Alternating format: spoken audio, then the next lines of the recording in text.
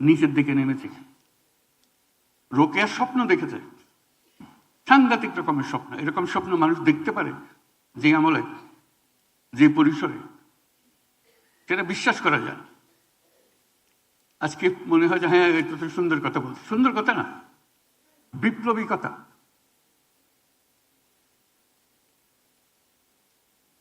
সমস্ত সমাজকে ঝাঁকুনি দিয়ে পাতা,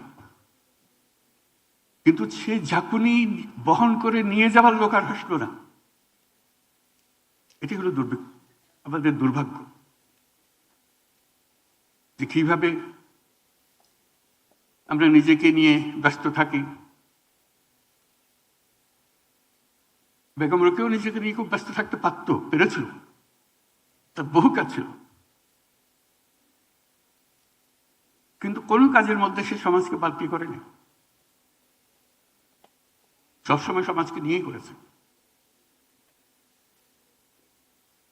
তার যে কল্পনা শক্তি তার সাহিত্যে সে প্রকাশ করেছে, যে ভবিষ্যৎ চিন্তা সে করেছে, একটা বাক্য দেখে আমাকে অবাক হয়ে গেল, যে বলছে যে নারী কন্যাদের লেখাপড়া শেখাও যাতে তার অন্য উপার্জন করতে পারে। সেই 100 বছর আগের কথা, 150 বছর আগের কথা। অন্য অর্জন করতে পারে, চাকরির কথা বলেনি। আজকে আমরা বলছি উদ্যোক্তা হতে হবে, এই হতে হবে, সে বহুকাল আগে এটা বলে চলে গেছে। সে শিক্ষা নিয়ে চাকরির জন্য দৌড়াদৌড়ি করো, তোমার চাকরি কোথায় কোথায় আছে আমরা খোঁজ দিই, কিচ্ছু বলেনি।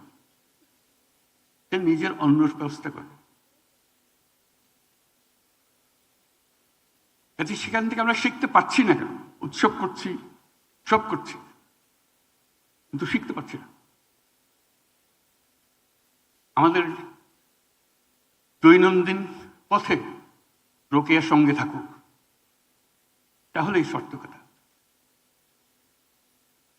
আর আজকে যারা পুরস্কার পেলেন, তারা শুধু বাংলাদেশের নয়, সারা বাংলাদেশকে তারা অন্য এক পর্যায়ে নিয়ে গেছে, প্রত্যেকে।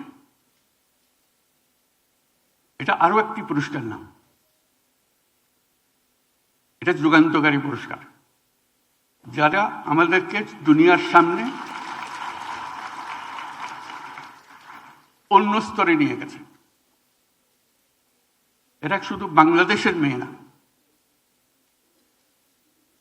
এরা সারা পৃথিবীর নেতৃত্ব দেওয়ার মেয়ে। সানবিট সব দিবে সামাল। সানবিট ম্যাজিক প্রেস, ডিশওয়াশিং এর মাথা ঘোরানো সলিউশন। কাজে তাদেরকে যে আজকে আমরা পেয়েছি এই ছোট অনুষ্ঠানে সম্মান দেখানোর জন্য, এটা তার প্রথম ধাপ। তারা সারা বাংলাদেশকে পাল্টে দিচ্ছে। আজকে যে অনুষ্ঠানটা হলো, এটার কথা যখন পত্রপত্রিকা ছাপা হবে, পড়বে, প্রত্যেক মেয়ে চিন্তা করবে, কিরে বাবা, আমরা কোথায়? আমরা কেন হতে পারছি না এরকম? তাদের স্ট্যান্ডিং, তাদের বক্তব্য, তাদের ফিলসফি, এটা শুধু বাংলাদেশ প্রেক্ষিতে না, এটা বিশ্ব প্রেক্ষিতে।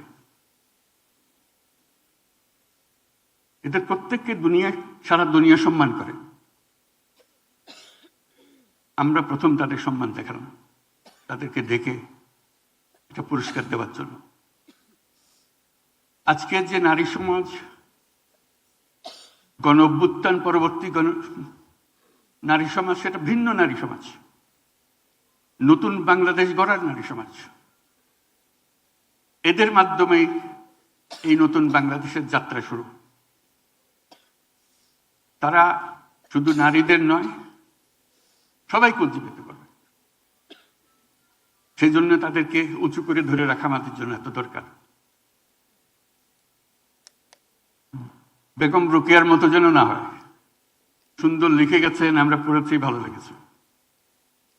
কিসসা খতম। ঝাঁকুনি দিতে হবে। এটা কোথাও এক জায়গা থেকে আসবে না, প্রত্যেক জায়গায় জায়গায়। সেই উত্তেজনা, সেই চেতনা নিয়ে আমাদের নতুন বাংলাদেশ গড়ে উঠুক। তাদেরকে সামনে রেখে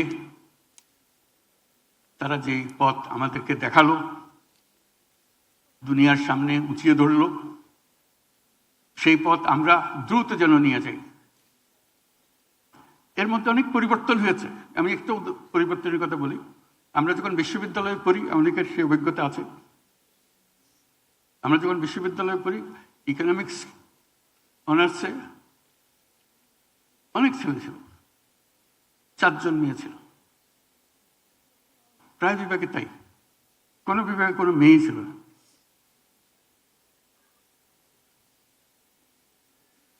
আজকে যে কোনো শিক্ষায়তনে যাও, মেয়ে উপচে পড়ছে। এদিন ঢাকা বিশ্ববিদ্যালয়ের খবর নিলাম, এখন অর্ধেক ছিল, অর্ধেক মেয়ে। আমি শুধু জিজ্ঞেস করলাম, মেয়েদের হল কয়টা? বলে 5টা। আর ছেলেদের 13টা। বললাম যে এটা কোন বিচার হলো? মেয়েদের তো সবসময় সবার প্রথমে দরকার থাকার জায়গা। ছেলেরা তো যেখানে সেখানে সময় কাটাতে পারে, মেয়েরা তো পারছে না, পারবে না। ওই হলো অবস্থা, আমাদের চিন্তার অবস্থা। কাজে আমাদেরকে স্পেস ছেড়ে দিতে হবে। মেয়েরা এসছে, তারা যার জায়গা দখল করবে, নেতৃত্ব দেবে, সেটা অলরেডি গণ-অভ্যুত্থানে দেখিয়েছে। আজকে আমাদের সামনে যারা বসে আছে, তারা আমাদেরকে বের করে আনবে। বেগম রোকেয়া যে ডাক দিয়েছিল, সেই ডাক 100 বছর পরে হলেও এখানে যেন শোনা যায়। আমরা যেন এটা করতে পারি।